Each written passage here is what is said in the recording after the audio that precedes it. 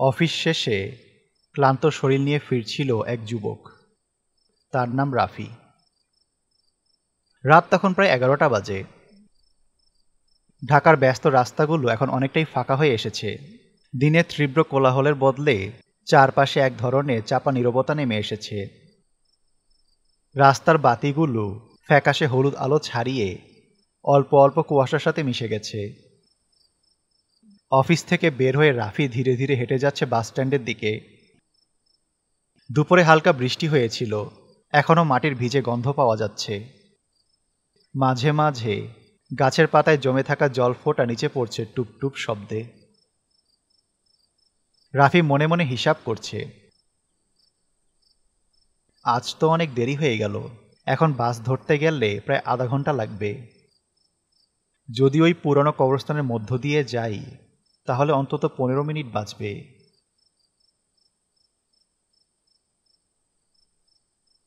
পথে একটি ছোট মুদির দোকান এখনো খোলা। দোকানদার রাফিকে চেনে, প্রতিদিন এখান দিয়ে যাওয়া আসা করলেই রাফির সাথে তার কুশল বিনিময় হয়। দোকানদার রাফিকে দেখে বলল, ভাইজান, এত রাতে যাচ্ছেন কোথায়?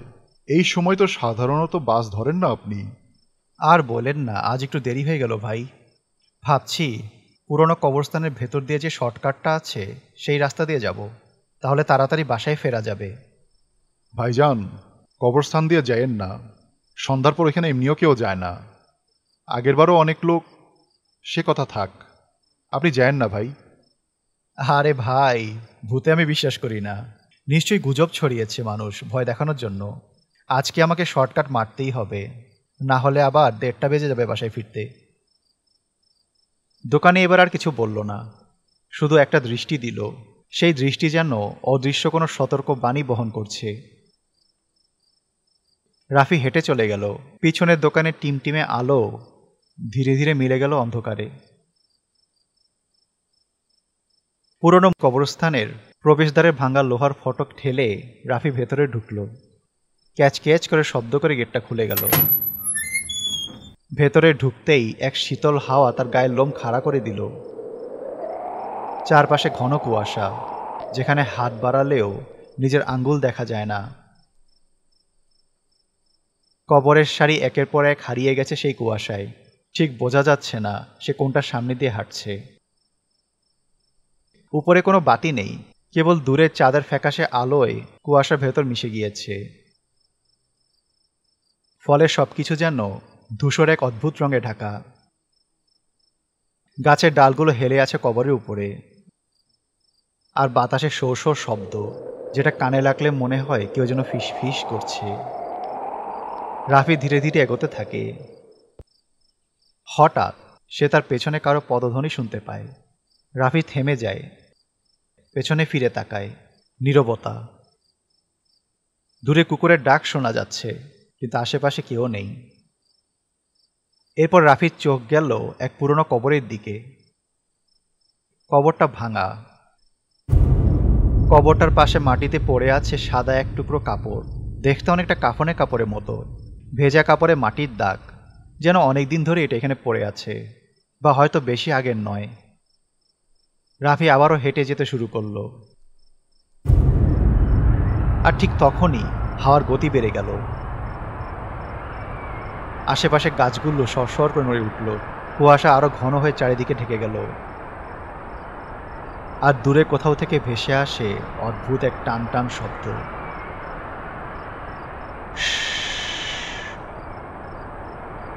রাফির মনে হলো কেউ খুব ধীরে তার দিকে এগিয়ে আসছে।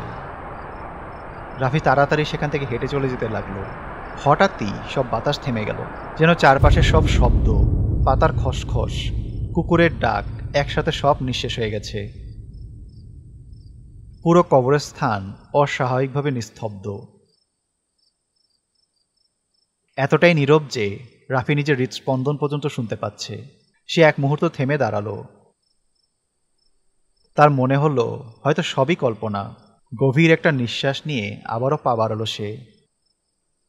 কয়েক কদম যাওয়ার পর হঠাৎ সামনের এক পুরনো কবরের পাশে সে স্পষ্ট দেখতে পেল একটা অবয়ব দাঁড়িয়ে আছে, যা রাফির বুকের ভেতর ঠান্ডা স্রোত বয়ে দিল। কে? কেউ আছেন? কোনো উত্তর নেই। ছায়াটা নিঃশব্দে দাঁড়িয়ে রইল। রাফি আবার ডাকলো, এবার একটু জোরে। কে ওখানে? উত্তর দিচ্ছেন না কেন? এইবার অবয়বটা ধীরে ধীরে মাথা ঘুরিয়ে তার দিকে তাকালো। রাফির নিঃশ্বাস যেন আটকে গেল। চোখের সামনে সে যা দেখছে তা দেখে তার শরীর জমে গেল। না, ঠান্ডায় নয়, ভয়ে। এ যে এক নরকঙ্কাল। সে আস্তে আস্তে এক কদম করে এগিয়ে আসতে লাগলো। কুয়াশার মধ্য থেকে তার মুখের অংশ দৃশ্যমান হলো। মুখে মাংস নেই, কোটরে চোখ নেই, সেখানে রয়েছে গর্ত। কিন্তু সেই ফাঁকা গর্ত থেকে শীতল দৃষ্টি সরাসরি রাফির বুক ভেদ করে যাচ্ছে। রাফি পিছাতে লাগলো। তার মন বলছে, এটা কোনো মানুষের দুনিয়া নয়, নিশ্চয়ই কোথাও কোনো গণ্ডগোল হচ্ছে। সে সব জড়তা কাটিয়ে দৌড় দিল, পাগলের মতো ছুটতে লাগলো। তার বুকের ভেতরটা ধকধক করছে, শ্বাস যেন গলায় আটকে যাচ্ছে। কিন্তু কবরস্থানটা যেন বদলে যাচ্ছে। যেই পথ দিয়ে সে এসেছিল তা আর নেই। বাঁ দিকে গেলে আবার ডান দিকে এসে পড়ে, ডান দিকে গেলে আবার বাঁ দিকে এসে পড়ে। ঘুরে ফিরে সে একই জায়গায় চক্রাকারে আসছে। এবং সামনে সেই পুরনো কবরটা সে বারবার দেখতে পায়। সে যেন এক ভয়ঙ্কর চক্রের মধ্যে আটকে গেছে। হঠাৎ দূরের কুয়াশার মধ্যে কিছু নড়াচড়া টের পেল সে। ভালো করে খেয়াল করে দেখল, এক দল কালো ছায়া তার দিকে এগিয়ে আসছে। রাফির যেন পায়ের নিচ থেকে মাটি সরে গেল। রাফির পা জমে গেল। তার আর দৌড়ানোর শক্তি নেই। সে এক বিন্দুও নড়তে পারছে না। ওরা ধীরে ধীরে এগোতে শুরু করলো। রাফি পেছনে তাকালো। একদল কঙ্কাল তার দিকে এগিয়ে আসছে। তাদের দৃষ্টি থেকে যেন ঠান্ডা ধারালো ছড়িয়ে বেরিয়ে আসছে। ওরা ধীরে ধীরে এগোতে শুরু করলো। রাফির বুকের ভেতর থেকে এক দম বন্ধ করা চিৎকার বেরিয়ে এলো, কিন্তু শব্দটার বাইরে বের হলো না, শুধু তার কানে প্রতিধ্বনিত হলো। রাফির চোখের সামনে সবকিছু যেন অন্ধকার হয়ে যেতে লাগলো। সে জ্ঞান হারালো।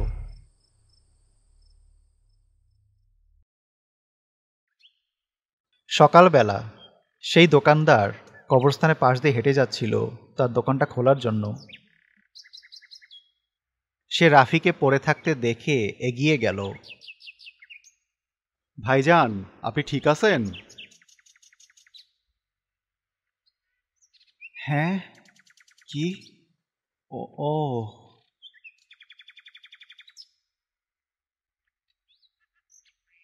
আর বললেন না ভাই, গতকাল রাতে যা হলো।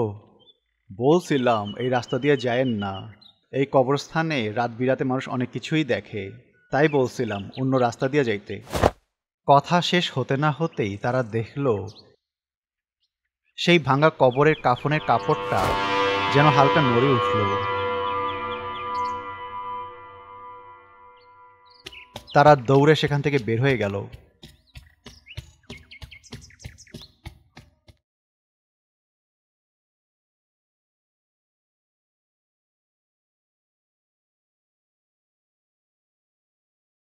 Animated stories, best channel you ever seen.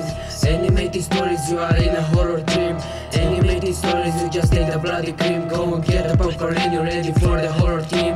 Animated stories, best channel you ever seen. Animated stories, you are in a horror dream. Animated stories, you just take the bloody cream. Go and get the popcorn.